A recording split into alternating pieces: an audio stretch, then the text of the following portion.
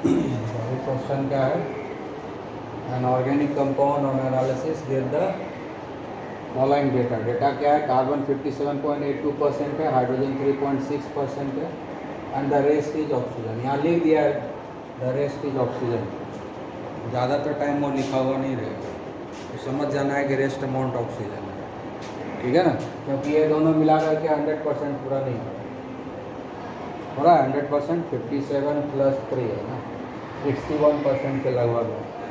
तो बाकी जो 40% 39% है वो क्या है, ऑक्सीजन है। समझ गया ना? हाँ ठीक है। उसके बाद इसमें दे दिया है इट्स वेपर डेंसिटी दे दिया है।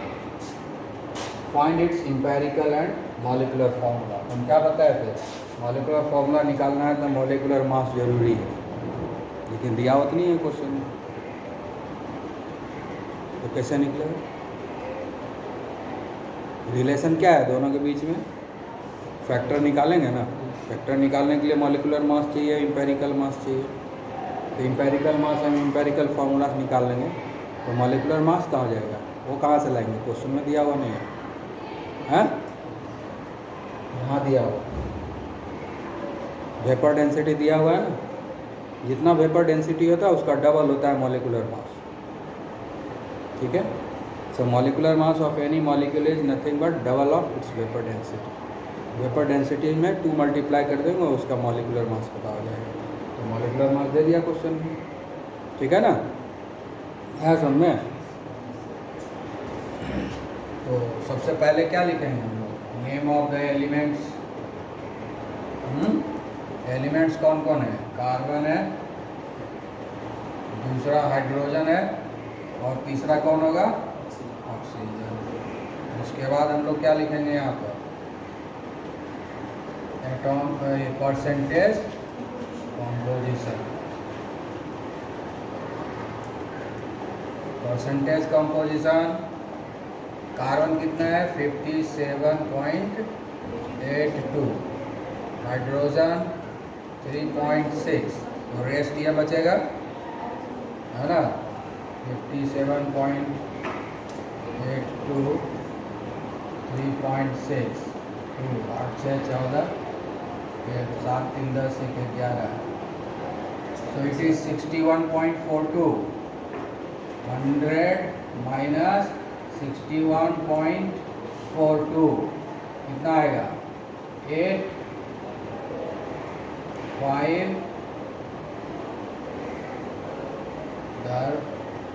8 यहाँ पर 9 में क्या 3, so it is 38.58%। So oxygen is 38.58%। समझ में आ गया? हाँ, तो रेस्ट अमाउंट हो गया। अब सब मिला के 100 हो रहा है कि नहीं, ये दोनों दिया हुआ है तो रेस्ट हमने निकाल लिया, ठीक है। उसके बाद हम लोग क्या लिखेंगे, एटॉमिक मास। कार्बन का एटॉमिक मास 12 होता है, हाइड्रोजन का 1 होता है, ऑक्सीजन का 16 होता है। अब क्या लिखेंगे, रिलेटिव नंबर ऑफ मोल्स, ठीक है। रिलेटिव नंबर ऑफ मोल्स कैसे निकलेगा, 57.82 डिवाइडेड बाय 12,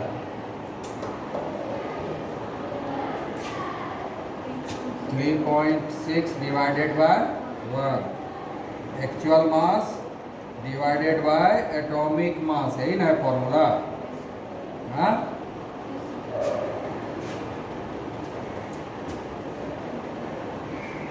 ये आएगा, ये वाला आएगा 4.818, ठीक है। आया बात समझ में? ये तो 1 से डिवाइड है तो 3.6 ही रहेगा, और ये आ जाएगा, ये कितना आएगा 2.40, ठीक है, 2.40। आया बात समझ में?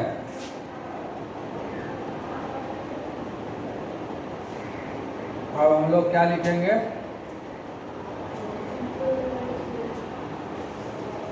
सिंपल रेशियो क्या लिखते हैं इसके बाद? हाँ, सिंपल रेशियो लिखते हैं ना? हाँ,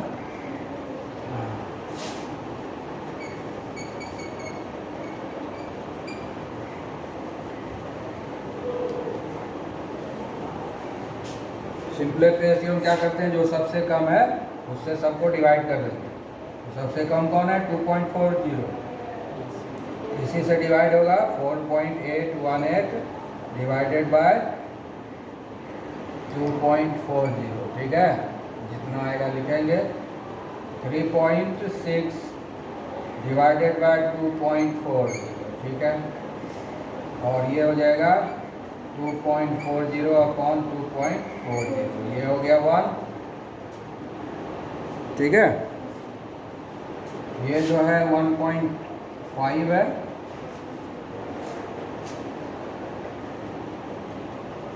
और ये जो है 2 है, 2 बार में हो गया लगभग, ठीक है। अब हम लोग क्या लिखेंगे? अब हम लोग लिखेंगे होल नंबर रेशियो, ठीक है।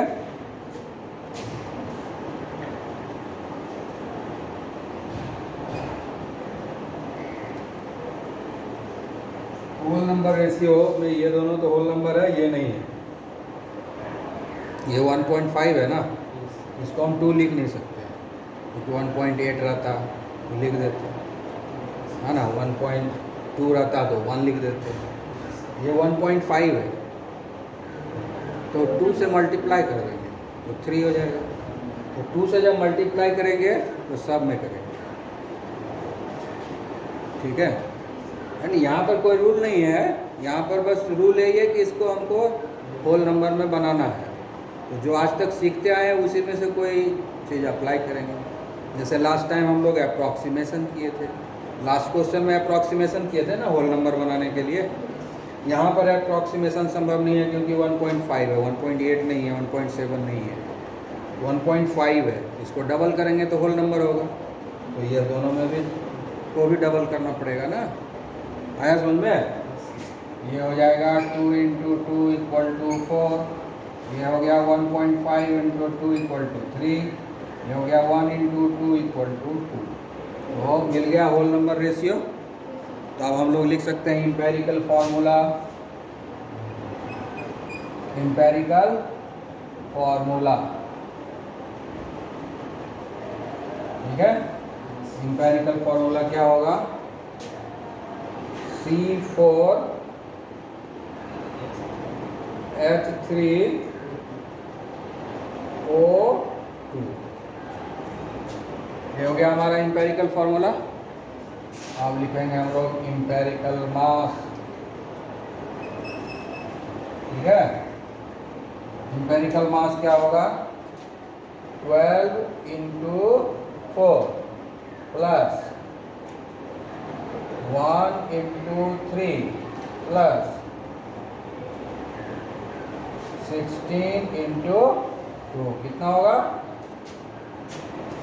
48 प्लस 3 प्लस 32, कितना हो गया? 8 × 3 = 11, 11 × 2 = 13, बाकी ये 4 × 3 = 7, 83 है ना। इंपेरिकल मास कितना हो गया? 83। अब हम लोग लिखेंगे मॉलिक्यूलर मास, मॉलिक्यूलर मास, लेकिन मॉलिक्यूलर मास हमको दिया है नहीं, तो कैसे निकालेंगे? 2 × वेपर डेंसिटी। तो मॉलिक्यूलर मास में हम लोग यहाँ क्या कर देंगे? 2 × वेपर डेंसिटी, क्योंकि हमारे पास वेपर डेंसिटी दिया हुआ है। तो मॉलिक्यूलर मास यहाँ निकलेगा 2 × वेपर डेंसिटी। वेपर डेंसिटी जितना भी रहेगा उसका डबल कर देंगे, वो मॉलिक्यूलर मास हो जाएगा। तो वेपर डेंसिटी हमारा 83 दिया हुआ है, तो उसका डबल करेंगे तो वो हमारा मॉलिक्यूलर मास होगा, ठीक है।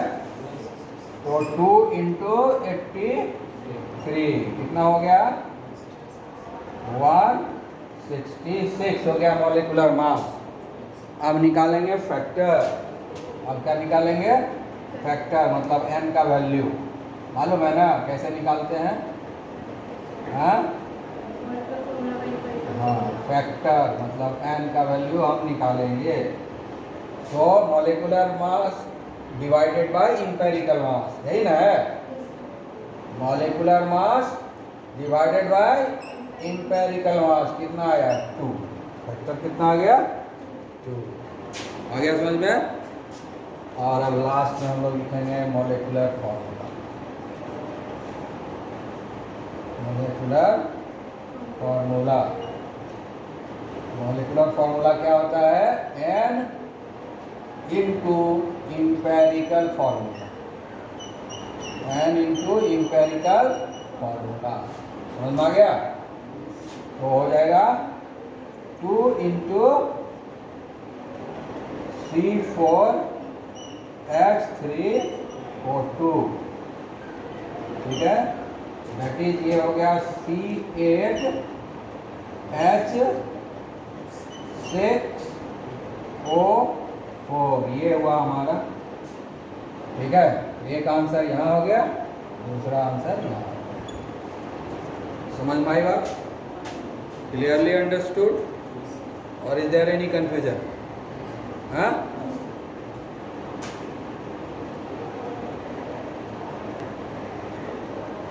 तो ये क्वेश्चन दिया हुआ है, butyric acid contains carbon, hydrogen and oxygen elements. मतलब ब्यूट्रिक एसिड जो है ये 3 एलिमेंट से बना है, कार्बन, हाइड्रोजन और ऑक्सीजन से। 4.24 मिलीग्राम लिया गया है butyric acid and which is completely burned in oxygen. मतलब क्या हो गया? उसको रिएक्शन करवाया गया ऑक्सीजन से। बर्न मीन्स जलाया, मतलब ऑक्सीजन से रिएक्ट करवाया। After burning it gives you 8.45 milligram of carbon dioxide and 3.46 milligram of water ना। ब्यूट्रिक एसिड को बर्न करेंगे तो 2 कंपाउंड मिलेगा, कार्बन डाइऑक्साइड मिलेगा एंड वाटर मिलेगा, है ना। इट इज हाइड्रोकार्बन, तो यही देगा और कुछ नहीं देगा। What is the mass percentage of each element, मतलब कार्बन, हाइड्रोजन और ऑक्सीजन का मास परसेंटेज भी निकालना। 2 क्वेश्चन है इसमें। मास परसेंटेज पहले पढ़ाए थे ना, वो भी निकालना है। उसके बाद बोलता है वो determine the empirical and molecular formula, दोनों निकालना है। समझ में आ गया? और ब्यूट्रिक एसिड का मॉलिक्यूलर मास दिया हुआ है 88 AMU दिया हुआ है, तो निकल जाएगा कि नहीं? इसमें 2 क्वेश्चन है, पहले फर्स्ट क्वेश्चन सॉल्व करेंगे तब जाकर के सेकंड क्वेश्चन। तो फर्स्ट क्वेश्चन क्या है कि हमको परसेंटेज कॉम्पोजिशन चाहिए, निकालना है। अगर नहीं भी कहता तो भी हमको निकालना है। तो कह दिया कि आप निकाल लीजिए, लेकिन यहाँ पर तो परसेंटेज कॉम्पोजिशन दिया हुआ ही नहीं है। बिना परसेंटेज कॉम्पोजिशन के इंपेरिकल फार्मूला नहीं निकलता है, मालूम है ना। विदाउट परसेंटेज निकलेगा, तो नहीं भी कहता तो भी हमको निकालना ही था। कह दिया तो और अच्छी बात है, जल्दी दिमाग में आ गया। नहीं कहता तो थोड़ा देर दिमाग पर जोर डालना पड़ता ना, क्या करें नहीं करें, ठीक है। तो परसेंटेज कंपोजिशन हर हाल में निकालना है, कहे या नहीं कहे। जब भी हमको इंपेरिकल फार्मूला निकालने कहेगा, कहीं भी मॉलिक्यूलर फार्मूला निकालने कहेगा, तो हमको परसेंटेज कंपोजिशन चाहिए, उसके बिना संभव नहीं, ठीक है ना। तो वो तो निकालना ही, ठीक है। तो ब्यूट्रिक एसिड मतलब क्या हुआ, कितना कार्बन है? Any idea? Butyric acid 4 carbon.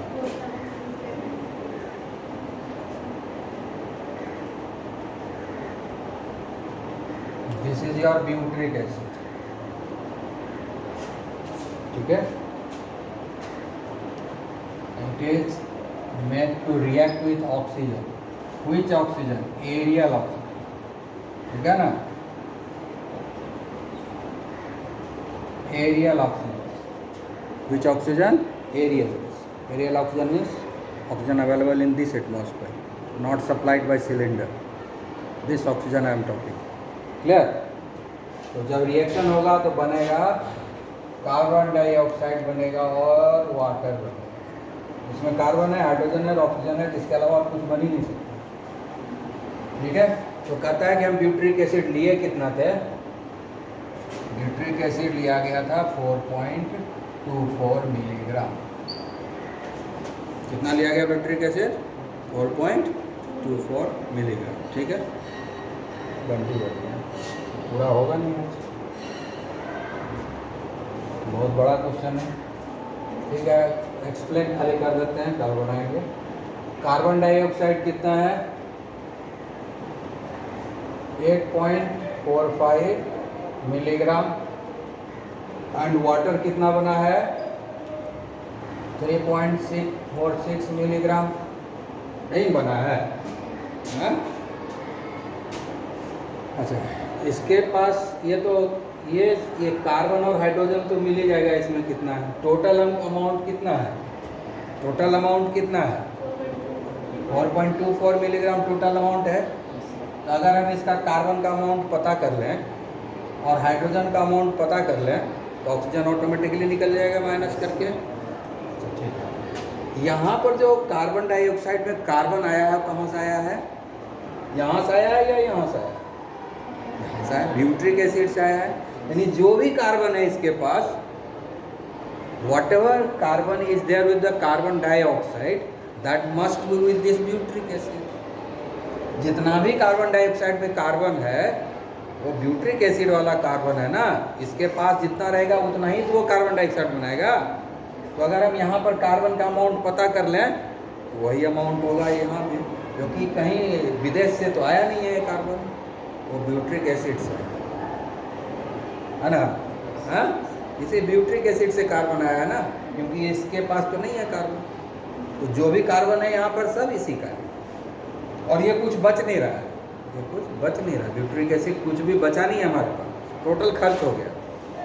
तो टोटल खर्च हो गया मतलब इसका टोटल कार्बन भी खर्च हो गया। तो टोटल कार्बन कार्बन डाइऑक्साइड में कन्वर्ट हो गया। तो हम कार्बन डाइऑक्साइड में पता कर लेंगे कार्बन कितना है। ठीक है, आई बात समझ में? तो उसके बाद यहाँ हाइड्रोजन है वाटर में, वो हाइड्रोजन भी इसके पास नहीं है, सारा इसी ब्यूट्रिक एसिड के पास है। जितना भी हाइड्रोजन वहाँ दिख रहा है वाटर में, वो सारा का सारा ब्यूट्रिक एसिड से ही निकला है। यानी अगर वाटर में हाइड्रोजन कितना है हम पता कर ले तो पता हो जाएगा कि इसमें कितना है। ठीक है, आया बात समझ में कि नहीं? हाँ, तो हमको पता करना होगा कि कार्बन डाइऑक्साइड में कितना कार्बन है और वाटर में कितना हाइड्रोजन है। ठीक है, ऑक्सीजन तो दोनों जगह, यहाँ भी है यहाँ भी है, इसलिए ऑक्सीजन हम ठीक से पता नहीं कर पाएंगे, क्योंकि ऑक्सीजन यहाँ भी है यहाँ भी है, दोनों ऑक्सीजन है ना, दोनों ऑक्सीजन मिल करके ये ऑक्सीजन ऐड हुआ है साथ में। समझ में आया? तो ऑक्सीजन हम पता नहीं कर पाएंगे ठीक से, क्योंकि इसका अमाउंट पता ही नहीं है कितना हम ऑक्सीजन लिए। ये क्या पता है कितना ऑक्सीजन है यहाँ? कोई कुछ पता नहीं है। ठीक है ना, आई बात समझ में? और जितना इसको ज़रूरत था यूज कर लिया, कितना यूज किया हमको मालूम नहीं है, लेकिन ये तो हम दिए हैं उसमें ना, इतना ग्राम इतना मिलीग्राम नाप करके लिए हैं ना, मेजर करके लिए हैं ना, इतना मेजर करके हमने रिएक्शन करवाया। ये मालूम है ये हमारे पास कितना था, कितना यूज किए, ये भले मालूम नहीं है। ठीक है, तो कार्बन तो जो कार्बन इसके पास है वही कार्बन डाइऑक्साइड में निकलेगा कार्बन, जो हाइड्रोजन इसके पास है वही हाइड्रोजन वाटर में निकलेगा, लेकिन ऑक्सीजन नहीं होगा। इसके पास भी ऑक्सीजन, इसके पास भी ऑक्सीजन, तो दोनों ऑक्सीजन मिल गया ना, तो ऑक्सीजन तो नहीं पता चलेगा। तो हम कार्बन हाइड्रोजन तो पता कर लें, उसके बाद जो रेस्ट बचता है वो ऑक्सीजन होता है, पढ़ा चुके हैं। अगर हम कार्बन निकाल लिए, हाइड्रोजन निकाल लिए, तो बच गया 2 ऑक्सीजन, तो कितना ऑक्सीजन है अपने आप पता चल जाएगा। तो परसेंटेज कॉम्पोजिशन हम निकाल लेंगे इसमें कार्बन का और हाइड्रोजन का। हाँ, तो पहले तो हमको पता करना होगा इन कार्बन, इतना कार्बन डाइऑक्साइड में कितना कार्बन है, इतना वाटर में कितना हाइड्रोजन है। तो हमको दिया हुआ है कितना कार्बन डाइऑक्साइड, 8.44 मिलीग्राम, 8.45। तो यहाँ से परसेंट कॉम्पोज निकालना पड़ेगा कि कितना कार्बन है। ठीक है, कैसे बनाएंगे? अब देखो, ये कार्बन डाइऑक्साइड है ना, ये कार्बन डाइऑक्साइड है, तो कार्बन डाइऑक्साइड का मॉलिक्यूलर मास कितना होगा? कार्बन डाइऑक्साइड का मॉलिक्यूलर मास हम लिखते हैं,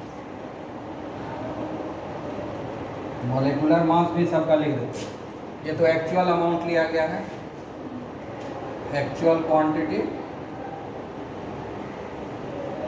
ठीक है। अब सबका हम लोग लिखते हैं मॉलिक्यूलर मास। इनका क्लास है अभी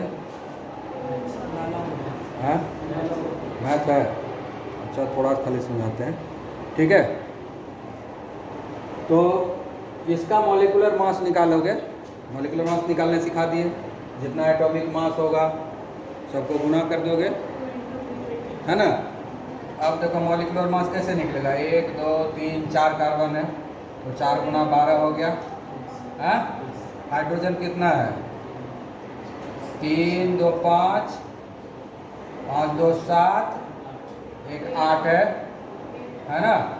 तो 8 × 1 हो गया ना, प्लस अब ऑक्सीजन बचा है 2, हाँ 2 ही ना है, 2 गुना 16। इसको कैलकुलेट करोगे कितना आएगा, कितना आएगा टोटल।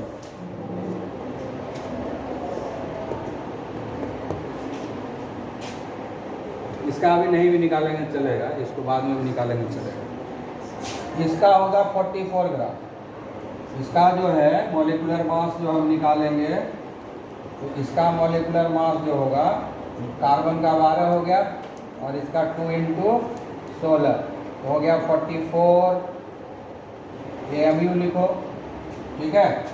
और ये कितना हो जाएगा 18, 1 × 2 + 16, हाँ ये हो गया 18 AMU, ठीक है। समझ में आ गया, हाँ। अब हम क्या करेंगे, निकाल लेंगे इसमें कितना है कार्बन डाइऑक्साइड, तो लिखेंगे amount of carbon in carbon dioxide. अगर यूनिटरी मेथड से लिखेंगे तो लिखेंगे 44 ग्राम लिखो, या यहाँ मिलीग्राम दिया था मिलीग्राम ले लेते हैं, ठीक है। जो है वही ले लेते हैं, मिलीग्राम में दिया था तो मिलीग्राम ले लेते हैं, या नहीं तो AMU लिखना है तो AMU भी लिख सकते हो, डायरेक्ट ग्राम मिलीग्राम जो लिखना है बाद में। 44 AMU कार्बन डाइऑक्साइड कंटेन, कितना कार्बन है इसमें 12 ग्राम। कितना कार्बन है इसमें 12 AMU कार्बन, ठीक है। कितना है 12 AMU कार्बन, मैं कार्बन सिर्फ लिखो, कार्बन कितना है 12 है ना, एक ही कार्बन है ना, हाँ 44 में 12 ग्राम ना कार्बन है, हाँ ठीक है। तो कितना कार्बन डाइऑक्साइड लिया हुआ है 8.545 मिलीग्राम, तो ये मिलीग्राम ही लिखो, इसको भी मिलीग्राम ही लिखो। तो ये कितना है 8.45 मिलीग्राम, ठीक है। 8.45 मिलीग्राम में कितना होगा 12/44 × 8.45, कैलकुलेट करके आएगा उतना मिलीग्राम ये हो जाएगा, ठीक है।